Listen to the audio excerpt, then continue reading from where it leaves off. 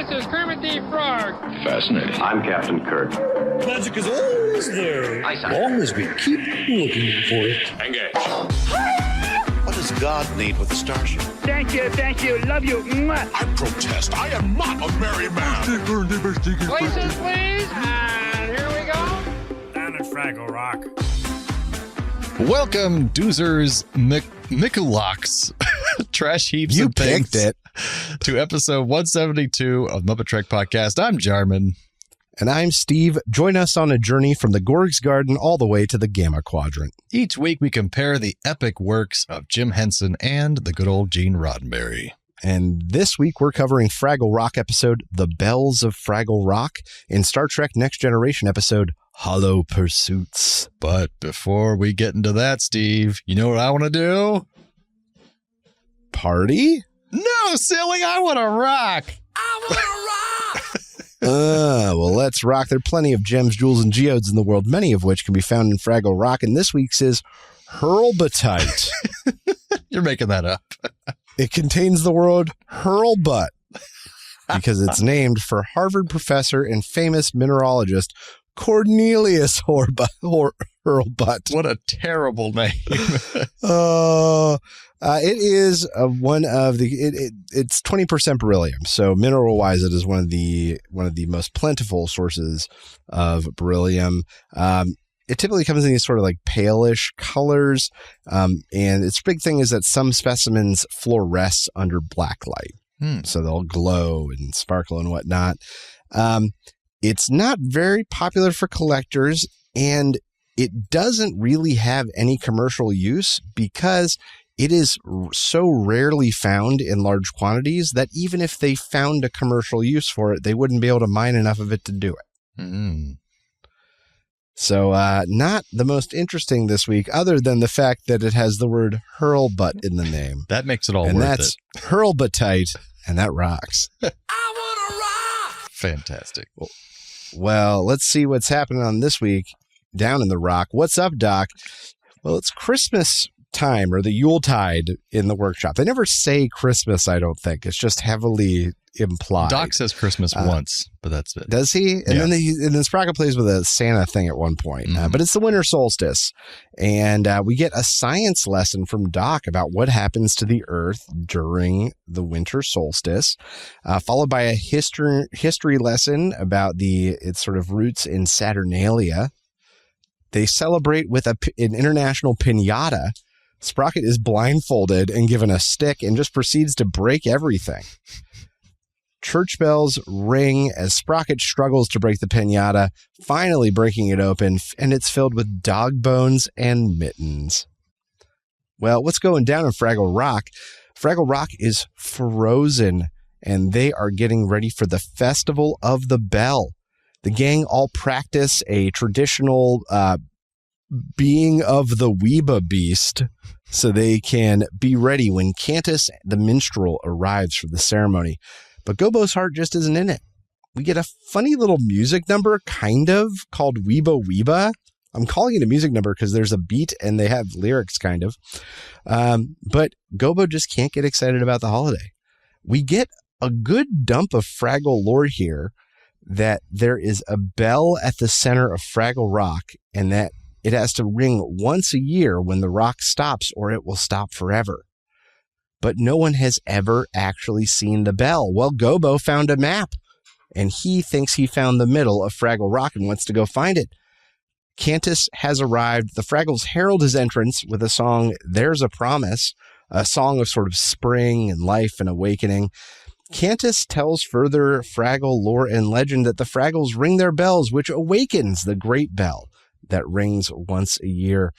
But Gobo questions Cantus in front of the others and claims that he is going to retrieve the bell of Fraggle Rock, making them promise not to ring their bells until he comes back with it. He sets out, but doubting that he will actually make it, Cantus goes and follows that young whippersnapper to teach him a lesson. This is an amazing line, maybe one of the best in all the show. Cantus says of Gobo, "He may be as determined as he is wrong." And I thought that was great. That describes so many people in the real world. The rock grows colder and colder.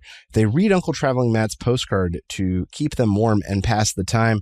Uncle Traveling Matt is celebrating the bells with the silly creatures, though he's perplexed by the lack of bells or the Weeba Beast, but they do have good cookies. Red decides to get her bell, but freezes as she goes to reach for it. She's frozen solid along with the others. Well, Gobo is about to give up when Cantus appears with a glowing, angelic light behind him. Gobo has found the entrance. He pulls a metal ring, a door swings open, and there's nothing inside. There is no bell. He returns to tell the others, but they're frozen solid. The whole rock is. Gobo rings the bell. Everyone begins to thaw magically. He realizes that it's not the middle of the rock, it's the heart of the rock, where they are. The others join in the ringing, which gets the rock moving once again. It's their music that keeps the rock alive. Also, it gives them their light source per that first episode. So singing is somehow magically central to who they are. They join together in one final song, The Festival of the Bells, that the credits roll over and we end on a high note. And what do doozers do? For some reason, doozers are trying to take down or possibly mine the icicles. Mm-hmm. We don't see any other part of it other than right at the beginning when they're doing that.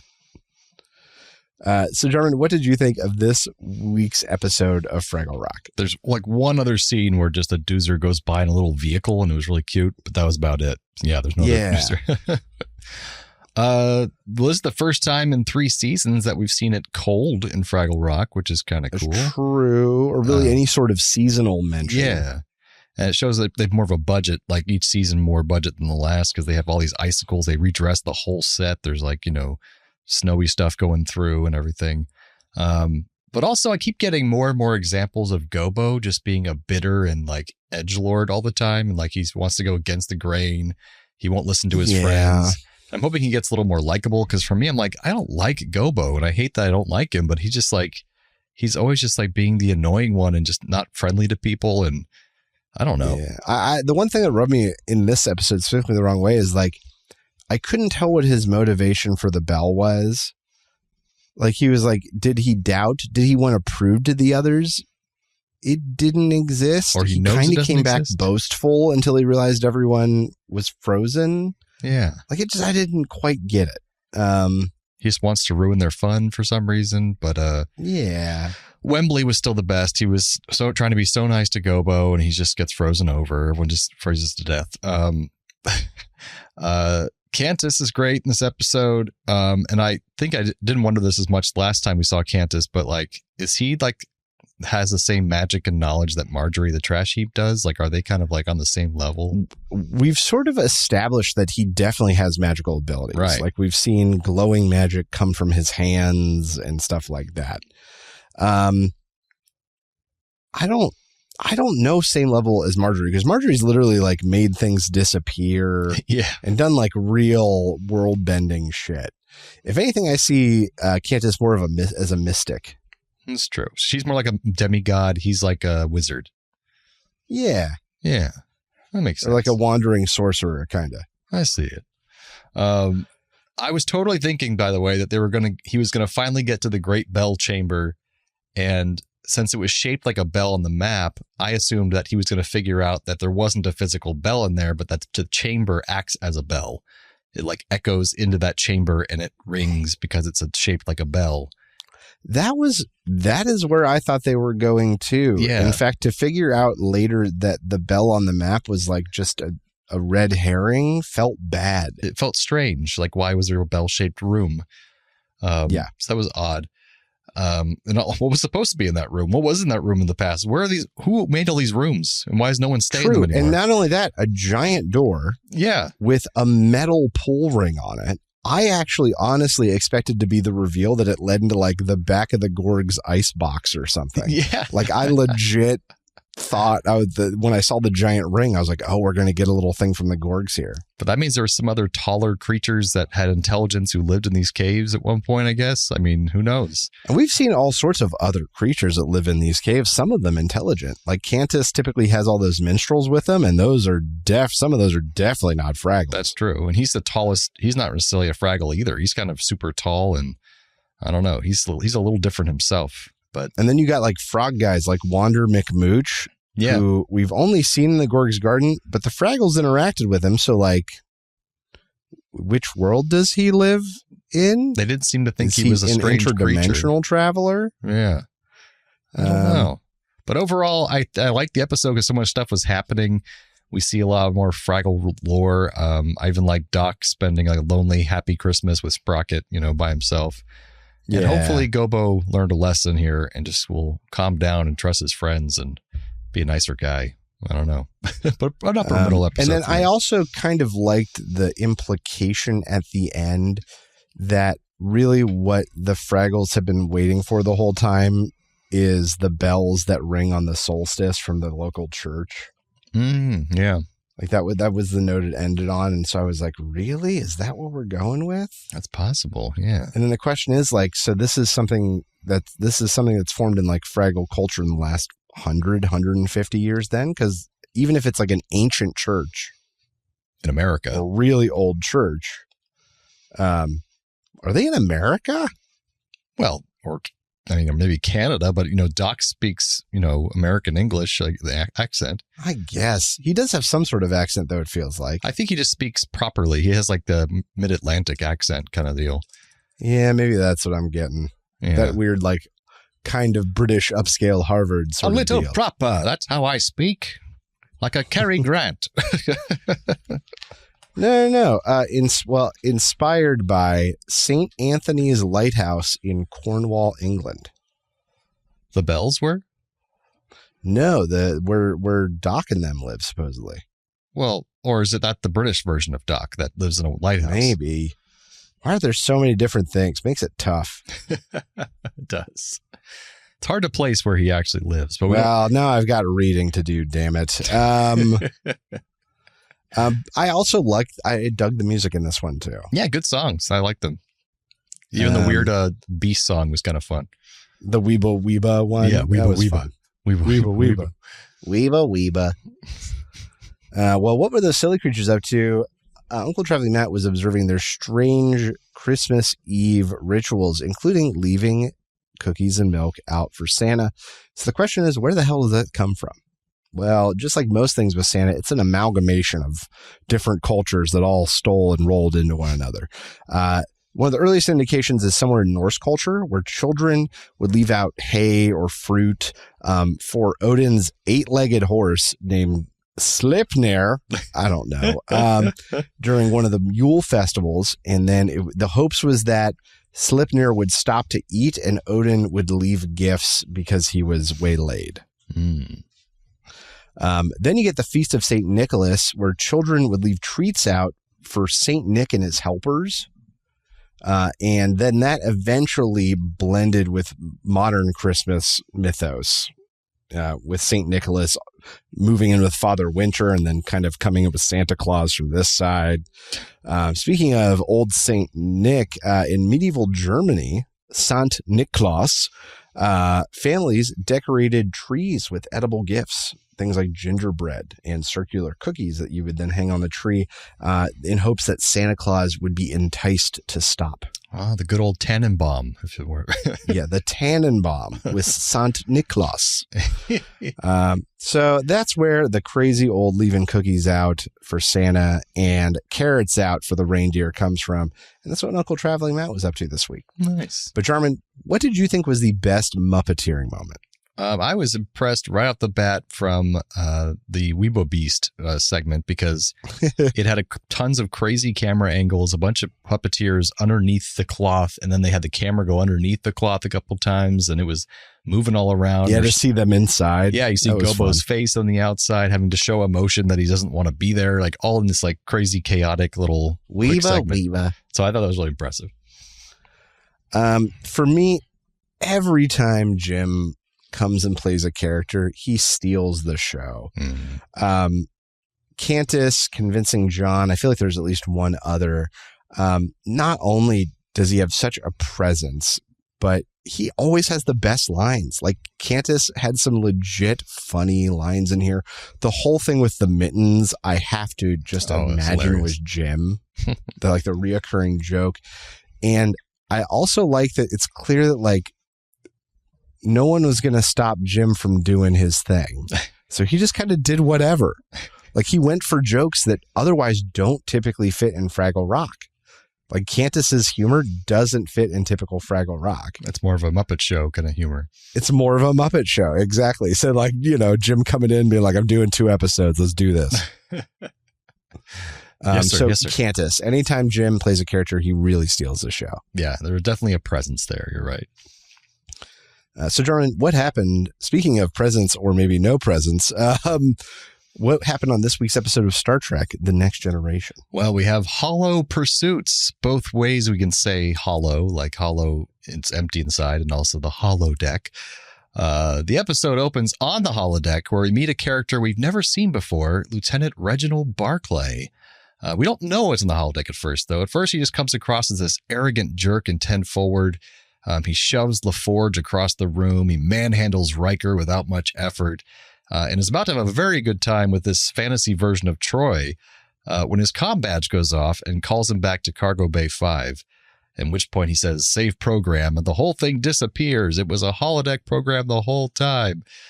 So the real Barclay in the real world outside the holodeck is perpetually late. He's barely able to make eye contact, and he's just generally not holding it together on this ship full of people who are all extremely competent and confident, which he is not. So LaForge at this point has had so much trouble with him. He's late all the time. He can't explain himself. He's being incompetent. So he's done with him, and he wants him transferred off the Enterprise entirely. But Picard is like, wait, what's wrong with this guy? Let's help him out, because Picard's always the diplomat. So rather than cut him loose, he asks LaForge to make a real personal effort to reach out to the guy and become his friend. LaForge rolls his eyes at that. He's like, oh, God, this guy is going to be terrible. So he wants him to help him instead of transferring him. And he also asked while he's at it that the crew stop using his nickname Broccoli that they're calling him instead of Barclay, because he's like, we don't do nicknames on the Enterprise, which he quickly undercuts a few scenes later hilariously by accidentally calling Barclay Mr. Broccoli to his face when he's speaking to Riker, which was a very funny moment.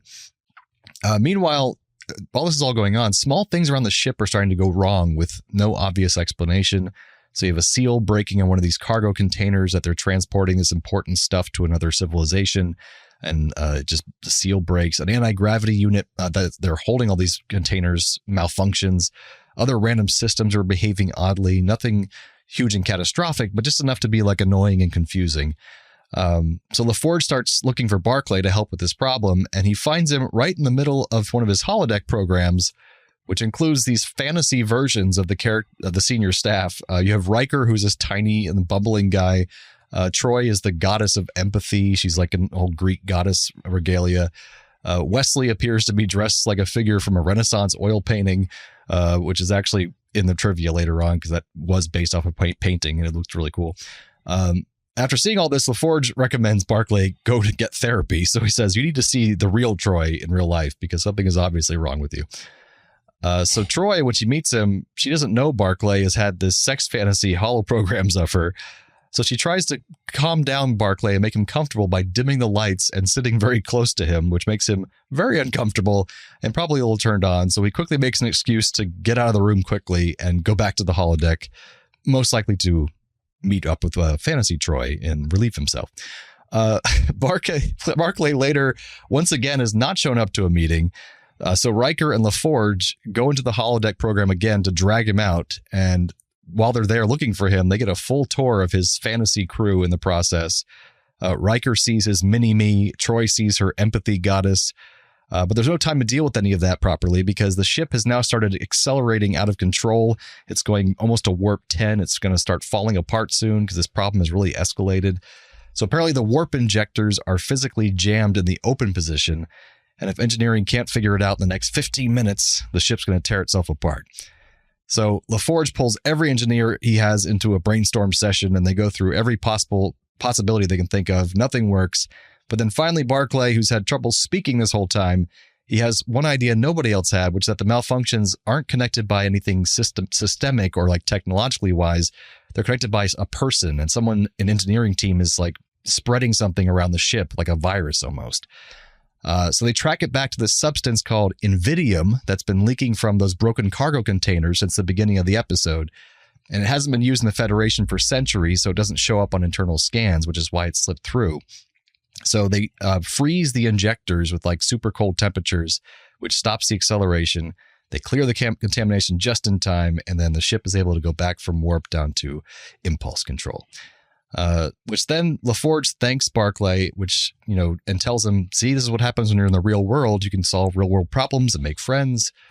And at the very end, Barclay goes back into the holodeck one last time to see his fake crew on the bridge. And he says goodbye to them for the last time and deletes all of his programs, except for one mystery program, which we don't know what it is, but he's like, don't delete Number that 9. one. And maybe we'll figure it out in the future. So that's the end of the episode. So Steve, what do you think of this one? So this one, overall, the episode is kind of mediocre. It just in general, the highs were not super high. The lows were not super low. The danger just didn't escalate for me until it didn't feel dangerous. And so because of that, I was like, whatever. Okay. But I thought there were some huge implications here about holodeck that made me have a lot of questions. So Riker says there's like no regulations about what you can and can't do in holodeck. That's insane. That is literally crazy. Because what's the first thing we see Barclay do? Take out an act of violence on a coworker. And so the question is, and then this became my next, like in the series of crazy mind hops, is it really not regulated? Or is there someone who gets a fucking report of what happens in the holodeck? Of the fucked up shit people do. And so the question is like, and then if that exists, then this next top is, do they just have a certain allowance for it? I think it's, go ahead. Or like, does Picard get a boil up? Yeah. It just meant, for me, that was the best part of the episode, was thinking of like just the implications. I think that in my mind is canon is that they have such an advanced society that by the point that holodecks are invented, that it's never really been a problem of people doing really strange, unethical things in there, besides, probably having a lot of sex and going on vacation or whatever. And so Barclay is maybe the first person to be like, we need to make rules for this now, apparently, because we didn't think we had to, but now this is weird and we have to make rules for it. Yeah, that was my next question. Is it all etiquette based? Like, how unbecoming. Yeah. It's like when someone becomes president and they do things that aren't illegal, but they're like unprecedented. And you're like, we never thought someone would think to do that. So now I guess we have to make a rule for that.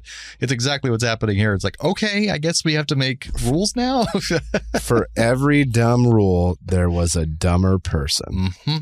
This coffee is hot, which I know is not a real thing. Overall, just sort of mediocre for me. And the reason I enjoyed it wasn't the point of the episode. It wasn't a story reason I enjoyed it. It was sort of the sort of mental gymnastics I had to do to get around. So I don't know if my opinion of this episode is colored by the future episodes with Barclay, but I really like Lieutenant Barclay, and this is his first episode, which I forgot this is his first one.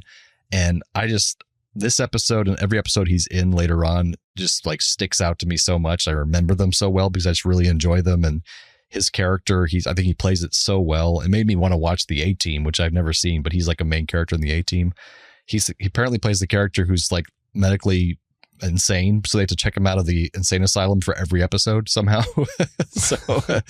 But yeah, like I just really always remember this episode and really enjoy it. And he's just like very relatable, crazy, lovable pervert, basically. Yeah, you get a lot of like, what is it? Incel kind of vibe. Yeah, from Barclay. But maybe he's taking it out in a healthier way by doing only the bad things in the holodeck. But at the same time, it's somebody maybe in the future who just hasn't gotten the proper treatment he needs, who actually has anxiety. He has, maybe something on the spectrum. He just has problems relating to people and understanding their emotions, and he can react so well when it's not real people in a holodeck. And I guess very relatable for a lot of people these days who suffer from anxiety and stuff. But he does do some weird stuff. Holodeck. Huh? I said people who live in the holodeck. Yes. But I loved seeing all the characters in like period costumes. That was a lot of fun. Them doing sword fighting. I think they were having a lot of fun doing it. So I really enjoyed this episode. And I know that we get Barclay in a movie. Yeah, I think so. Yeah. At some point, he's in First Contact. In fact, that's probably my first exposure to him. And he's in another one of the shows. Is that right? Is he in Voyager or Deep Space Nine or something? He's at least in Voyager. I can't remember if he ever shows up in Deep Space Nine, but he is in Voyager. Man, but it makes sense later on when you see his development. And we haven't seen the last of you. I wish he was a main character, but he just comes back periodically, kind of like Q kind of deal. But yeah. I enjoyed this episode a lot, more than Steve did. Yeah, once again, I did enjoy it, but just not for story reasons. Right. But that brings us to some Trek facts, just a couple here. As I said, the first appearance of Dwight Schultz as Reginald Barclay, who'd originally been intended to be a one-time character and to get sent to a mental hospital over his holodeck addiction. But they changed that kind of later on in the development of the episode. This episode was nominated for an Emmy Award for Outstanding Achievement in Hairstyling for a series, because I guess there's a lot of wigs and the Goddess of Empathy hair and all that kind of stuff. And yeah, so a lot of... they got to do a lot of period stuff, a lot of wig work. You're absolutely right. Yeah, exactly. Yeah, it makes sense now that I think about it. During Barclay's counseling session with Troy, he mentions that he knew about the flux capacitor and didn't need to hear about it from some damn kid. So the flux capacitor, as many know, was the core component of the DeLorean time machine from Back to the Future. And it's mentioned multiple times throughout all of the Star Trek series. You'll hear them mention the flux capacitor, and it's definitely just from Back to the Future. And it's kind of an inside joke kind of thing. The episode drew some early controversy as Barclay was perceived by viewers as reflecting a stereotypical Trekker introverted personality with obsessive traits, as if they were making fun of Trekkies in the episode. But producers have maintained that Barclay was no such reflection, nor was the episode intended to be as any sort of statement about the Star Trek fan base. And Ira Steven Behr, who wrote the final version of the episode script, said that he actually based Barclay's characterization primarily on the showrunner at the time, Michael Piller, with Barclay's line about trying to look comfortable standing in the corner and talking to a potted plant was taken almost word for word from something that Piller had said to him during their first meeting. So he's basically based off of the creator or the showrunner at the time, Michael Piller, which I thought was funny. But Steve, what are our Trek connections this time around?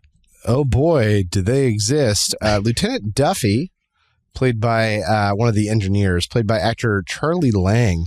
Well, he did 4 episodes of Murphy Brown, which of course featured and starred Candice Bergen, former Muppet Show guest, and of course Candice Bergen's father, Edgar Bergen, who along with Charlie McCarthy cameoed in the Muppet movie. And he wasn't he a host of the early Muppet Show as well? He was a guest, yeah. Yeah. And then Barclay, played by Dwight Schultz, as mentioned, he turned into sort of a prolific voice actor. If you look at his IMDb page now, he does basically nothing but animation, and a lot of it. It's actually really kind of crazy. He has a reoccurring role in the very popular Ben 10 animated series. Well, also in this series, prolific voice actor and performer Frank Welker provides many of the voices in this universe. And Frank Welker also voiced multiple Muppet babies, including Baby Kermit from the classic cartoon. Frank Welker can make any noise or do any voice. Yeah, he's really good. So yeah, there's your Trek Connects. Which makes sense because it's the same episode. Same damn episode. Both feature an invisible threat, the possibly existent Bell of Fraggle Rock, and the world stopping, and the invisible biocontamination infecting the ship. That's true. Saves money on the budget for sure. Both have a character who doesn't fit in with everyone else or is having trouble going along with the flow. Gobo not wanting to take part in the bell ceremony with everyone else and going off on his own, and Barclay not being able to fit in with the rest of the crew of the Enterprise. Aw. Yeah. They just want to be heard. That's right. Both feature characters in unusual costumes. The Fraggles donning the Weeba Beast costume and the Hollow crew as wannabe musketeers. Yes, indeed. Both feature characters finding out that the solution to their problem was the people around them the whole time. Gobo was searching for the giant bell when in reality it was the bell rung by each of his friends the whole time. Barclay could only find connections with the imaginary versions of the people on the Enterprise and the holodeck, when really connecting with the real crew members was a solution to his problem the whole time. Aw. Yeah, isn't that sweet? Lame. Well, what's that sound? Not a lame sound. Now is the time in our episode where we take a character from one episode and switch them with the other episode and vice versa. So what you got for us, Steve? Trek to Rock this week, I'm going to bring over Broccoli and replace Wembley. They are literally the same archetype, and I'm not sure anyone would notice. Except Wembley's sweeter, I think. I mean, let's be honest. Maybe, but who knows? Imagine if Wembley had a holodeck. Be punching Gobo in the nose and shoving Red down and making advances at Moki. Oh, God. I don't want to think about that. Right? That's what I'm saying, though. Like, we don't know. We don't know. Trek to Rock, I bring Geordi over to replace Cantus. They kind of had the same goals in their respective episode, to go bring a character back to the right path. And instead of getting Barclay to stay in the real world, it would be Geordi's job to bring Gobo back into the fantasy land of magical traditions of Fraggle Rock.